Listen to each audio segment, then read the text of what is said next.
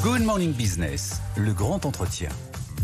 On a déjà commencé à en parler parce que c'est un sujet passionnant. Oui. Bonjour Alexis Lanternier, vous êtes directeur général de Deezer. On est ravis de vous recevoir avec Raphaël Legendre pour ce grand entretien. Vous avez été nommé l'été dernier à la tête de la plateforme de streaming musical française lancée en 2007. J'ai une première question. Seuls 20% de la population française est abonnée à une plateforme de streaming musical. Comment on convainc les 80% restants? Quand on sait par exemple que Netflix, il y a 40% de la population française qui y adhère, comment on fait pour emmener les gens vers la musique quand on est une plateforme comme la vôtre? Eh ben, on passe du temps à expliquer à quel point l'expérience musicale est exceptionnelle. C'est un outil technologique qui permet de recommander la bonne chanson au bon moment à chaque auditeur. Et donc on investit massivement. Alors on a un catalogue de 100 millions de chansons, donc évidemment c'est beaucoup de travail pour arriver à avoir chaque chanson en quelques microsecondes à la disposition de l'utilisateur et la bonne chanson. Donc on investit énormément dans cette technologie-là et dans des outils de partage de musique pour que les personnes, en fait, le meilleur argument pour prendre Deezer, souvent, c'est vos proches qui vous partagent une playlist, une chanson, un quiz musical. Et donc, en général, c'est le meilleur marketing pour Deezer.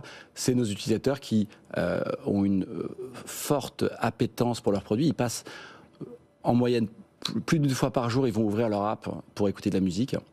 Et donc c'est un engagement qui est très fort et donc en général c'est une recommandation qui est très forte auprès des proches. Bon, et cette musique, elle peut être maintenant faite par intelligence artificielle. On en parlait avant de prendre l'antenne, c'est absolument passionnant. Vous, chez Deezer, venez de lancer un outil pour détecter la musique générée par intelligence artificielle. Pourquoi ? Alors l'intelligence artificielle, c'est évidemment un gros sujet pour tout le monde. Si on prend un tout petit peu de recul, il y a évidemment énormément de positifs dans l'intelligence artificielle, notamment pour l'expérience utilisateur. Ça nous permet d'avoir des recommandations encore plus pertinentes. Ça permet de générer des playlists avec ce qu'on appelle des prompts, c'est-à-dire fais-moi une playlist où je me sente à la plage, au chaud. On a tous envie d'être au chaud à la plage en ce moment. Donc ça, c'est des fonctionnalités que l'intelligence artificielle permet de faire. Et qu'on peut avoir ça sur Deezer ou pas ? Qu'on peut avoir sur Deezer, évidemment. Là où c'est un peu plus compliqué, même si ça reste très intéressant l'intelligence artificielle, c'est sur l'art créatif. Donc la création, la production de musique. Hein, c'est à ça que vous faites référence. Donc il y a évidemment des outils qui permettent aux artistes d'être plus productifs. Donc tout ce qu'on a vu depuis 3 ans, c'est l'explosion des contenus. Ça veut dire combien de nouvelles chansons par semaine ou par mois? Enfin, quelle est la part de l'IA aujourd'hui qui arrive sur Deezer? Donc on était à 150 000 chansons par semaine il y a 3 ans, qui arrivaient sur Deezer. Maintenant on est à 700 000. Donc sacrée explosion en 3 ans. Ouais.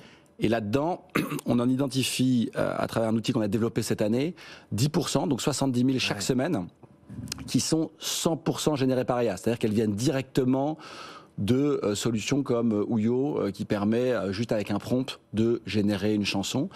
Et donc c'est 70 000 par semaine, donc 10% de ce qui nous arrive chaque semaine. On l'identifie, on le sort des recommandations et des playlists, parce que pour répondre à votre question. Parce que ça peut être musique assez sympa rentable, finalement. Tout à fait. Et puis ça pourrait être rentable en plus pour vous, absolument. Tout à fait. Et alors, la position de Deezer est très claire. On est pour le soutien de l'industrie musicale, on est pour le soutien des artistes, des vrais artistes. Et donc on veut s'assurer que dans la base de rémunération qu'on perçoit, hein, qui sont les abonnements des utilisateurs, on ne va pas diluer la part qui va aux vrais artistes avec des chansons qui sont générées 100% par IA, où il n'y a pas de vrais artistes qui ont participé au processus créatif. Vous avez passé un accord justement avec la SACEM pour que les artistes soient bien rémunérés. Un artiste correctement rémunéré via une plateforme comme ça, c'est combien en fait ? Alors évidemment, ça dépend des nombres de chansons, mais le sujet pour lequel nous on est très engagés, c'est la juste rémunération des artistes. Et donc on a été la première plateforme à révolutionner le modèle de rémunération, qui était avant ce qu'on appelait market-centric. Donc maintenant on devient chez Deezer artist-centric. Un peu compliqué comme terme, ce que ça veut dire, c'est que il y a une plus grande part de votre abonnement qui va aller aux artistes que vous avez écoutés. C'est-à-dire, vous pouvez nous donner des chiffres ou pas ? Alors, évidemment, ça dépend de chaque personne, etc. Mais en moyenne, à peu près 10 € qui vont être payés par mois, par abonné. Si quelqu'un, sur une autre plateforme, si quelqu'un écoute beaucoup plus que vous, votre abonnement va être, entre guillemets, aspiré vers les artistes que cette personne écoute. Chez Deezer, ça sera, votre abonnement ira aux artistes que vous avez écouté. Ça, c'est la première partie qui est très importante et on est la seule plateforme à le faire. La deuxième partie, c'est le fait de réduire la dilution qui est liée soit à la fraude, soit à l'IA. Et donc, c'est de lutter très activement pour identifier les fraudes au streaming, c'est-à-dire en fait des fermes de streaming qui prennent un compte et qui après vont générer beaucoup de streams de façon automatique, ou de sortir, comme on a parlé, les chansons 100% générées par l'IA. Tout ça pour essayer de conserver au maximum de rémunération qui va aller à des vrais artistes. Et ça, aujourd'hui, vous arrivez à le voir très clairement, ces fermes de streaming, par exemple. Est-ce que vous arrivez à identifier l'origine des écoutes, à les certifier en quelque sorte ? Alors c'est un métier de permanent. Chat et souris permanent, évidemment.